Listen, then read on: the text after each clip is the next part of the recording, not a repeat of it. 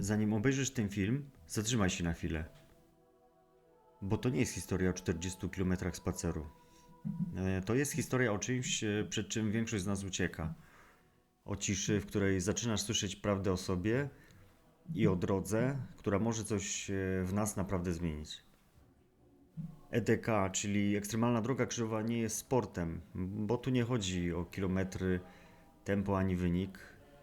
Tu chodzi o decyzję, w zasadzie o to, aby wyjść z domu i nie tylko fizycznie. Tu bardziej chodzi o coś wewnętrznego, o przeżycie tego. Tu trzeba wyrazić zgodę taką wewnętrzną na to, że będzie zmęczenie, będzie ból, samotność i będzie niewygoda. Niby to coś prostego, ale jednocześnie to trudna sprawa. To jest takie spotkanie ze sobą. Ja osobiście wyruszyłem z moimi 2 synami. No i przez pierwsze 6 godzin padał deszcz, czasem mniejszy, czasem większy. Dodatkowo potem zrobiło się zimno, no i było nie było, przymokliśmy do suchej nitki. No ja trochę może mniej, a chłopaki przymokli. W butach mieliśmy po prostu bajoro. Tak jakbyśmy gdzieś weszli do jakiejś kałuży i po około 30 kilometrach, gdy zmęczenie zaczynało coraz bardziej doskwierać i to zimno, nogi zaczęły się robić drewniane, takie no betony. Nie wiem jak to określić, to trzeba przeżyć. Dodatkowo plecak, który mieliśmy, każdy z nas ciążył na tyle, że kręgosłup zaczął nas też boleć, nie? Każdy krok kosztował nas sporo siły. No i właśnie w takim momencie zaczyna się prawdziwa droga, taka ściana. Jak już zaczyna coś boleć, nie na samym początku, tylko później. Bo droga krzywa to nie jest tylko wspomnienie tego, co wydarzyło się Jezusowi 2000 lat temu. To jest zaproszenie, żeby zobaczyć swoje życie w świetle Jego drogi. Te upadki, zmęczenie, ciężar. To wszystko nie jest tylko historią. To jest moje życie, twoje, jego, jej.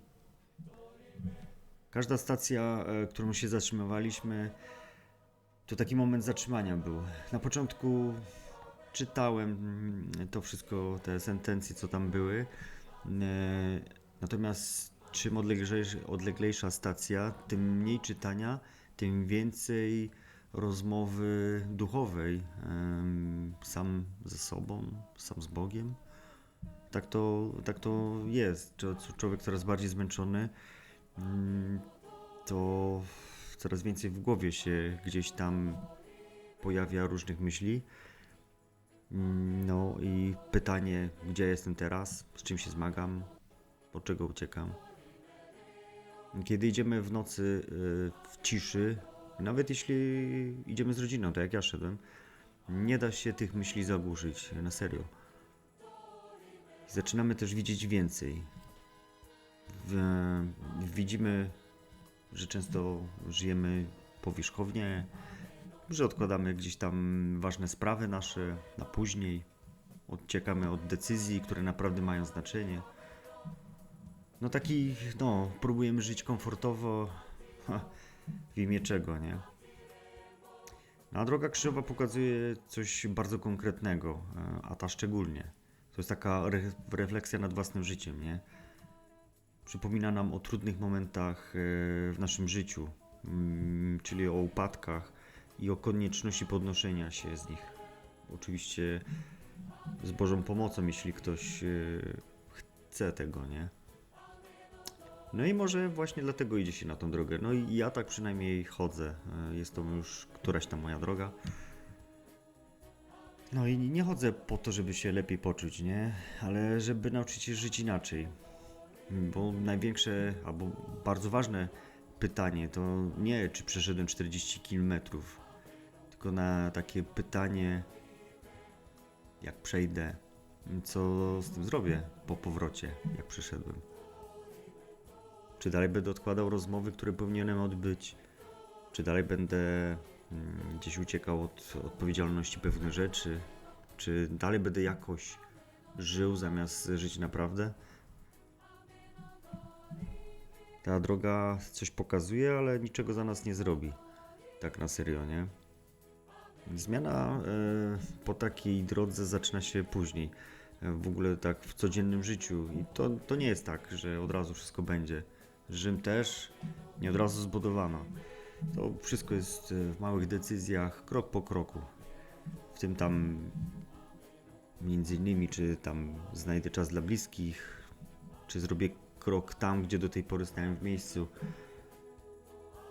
No, Edeka mówi jasno, że nie chodzi tylko o ten wysiłek, chociaż jest ważny, bo ten wysiłek daje właśnie to coś, ale chodzi o owoce tej drogi, o zmianę życia. Bo jeśli to wszystko zostanie po staremu, to znaczy, że minęliśmy się z tym, co najważniejsze, że tak w zasadzie potraktowaliśmy to jak sport, nie? Dlatego ta noc ma sens tylko wtedy, kiedy coś nas tak na serio poruszy. Kiedy zaczniemy żyć bardziej świadomie, odpowiedzialnie, nie? No, bo ta droga kiedyś się w końcu kończy. Tu akurat na 40 kilometrze, nie? Ale taka nasza prawdziwa trwa dalej. Na koniec powiem wam, że tak jak już wcześniej wspomniałem, to jest moja 4. droga krzyżowa ekstremalna i intencje, z którymi szedłem, po jakimś czasie naprawdę zostały wysłuchane. Koniec.